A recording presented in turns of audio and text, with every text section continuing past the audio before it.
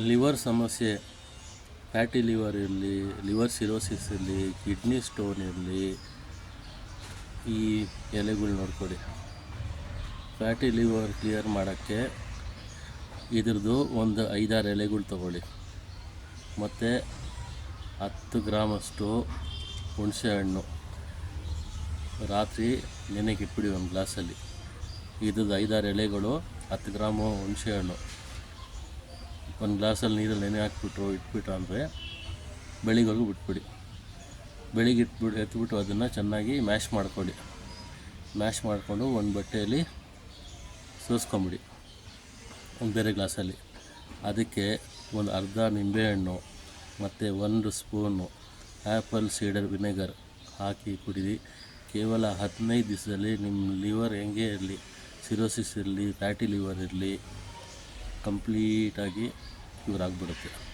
ಮತ್ತು ಅದೇ ಮಿಶ್ರಣ ಜೊತೆಗೆ ಈ ಎಲೆಗಳು ನೋಡಿ, ಈ ಥರ ಒಂದು 5 ಅರಳಿ ಎಲೆಗಳನ್ನ ರಾತ್ರಿ ನೆನೆ ಹಾಕ್ಬಿಟ್ಟು ಸೇಮ್ ಇದು ಮಾಡಬೇಕು. ನೆನೆ ಹಾಕ್ಬಿಟ್ಟು ಹುಣಸೆಹಣ್ಣು ಅದ್ರ ಜೊತೆಗೆ ಒಂದು 20 ಗ್ರಾಮಷ್ಟು ಬಾರ್ಲಿ ರೈಸ್ ಜೊತೆ ಹಾಕ್ಬಿಟ್ಟು ನೆನೆ ಹಾಕ್ಬಿಡಿ.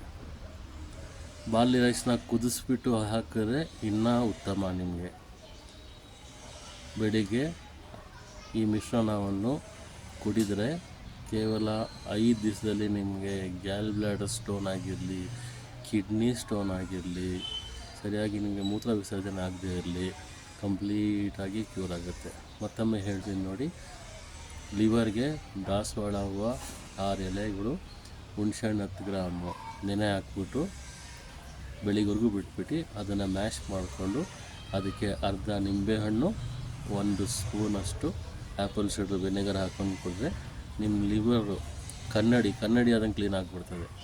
ಮತ್ತು ಕಿಡ್ನಿ ಸ್ಟೋನ್, ಗ್ಯಾಲ್ ಬ್ಲಾಡರ್ ಸ್ಟೋನ್ಗೆ ನೀವು ಆ್ಯಡ್ ಮಾಡಬೇಕಾಗಿರೋದು ಈ ಅರಳಿ ಮರದ ಎಲೆಗಳು, 5 ಎಲೆಗಳು ರಾತ್ರಿ ನೆನೆ ಹಾಕ್ಬಿಟ್ಟು, ಮತ್ತು ಬಾರ್ಲಿ ರೈಸಿನ ನೀರು, ಬಾರ್ಲಿ ಅಕ್ಕಿನ ನೀರು 1 ಲೋಟ, ಅದು ಅರ್ಧ ಲೀಟ್ರ್ ಕುದಿಸಿ ಅರ್ಧ ಲೀಟ್ರ್ ಹಾಕ್ಬೇಕು.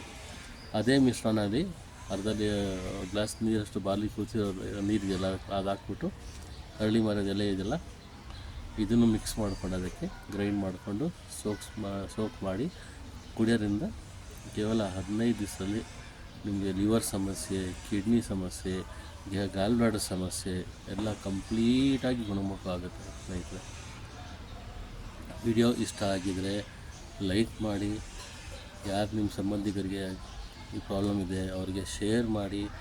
ಏನೇ ಪ್ರಾಬ್ಲಮ್ ಇದೆ ಕಮೆಂಟ್ ಮಾಡಿ, ನಾನು ರಿಪ್ಲೈ ಮಾಡ್ತೀನಿ ಅರ್ಥ ಆಗಿಲ್ಲ ಅಂದರೆ. ಮತ್ತು ಸಬ್ಸ್ಕ್ರೈಬ್ ಮಾಡಿ, ಬೆಂಬಲ ನೀಡಿ, ನನಗೆ ಫಾಲೋ ಮಾಡಿ ನನ್ನ ವೀಡಿಯೋಸ್ಗಳಿಗೆ. ಧನ್ಯವಾದಗಳು ಫ್ರೆಂಡ್ಸ್.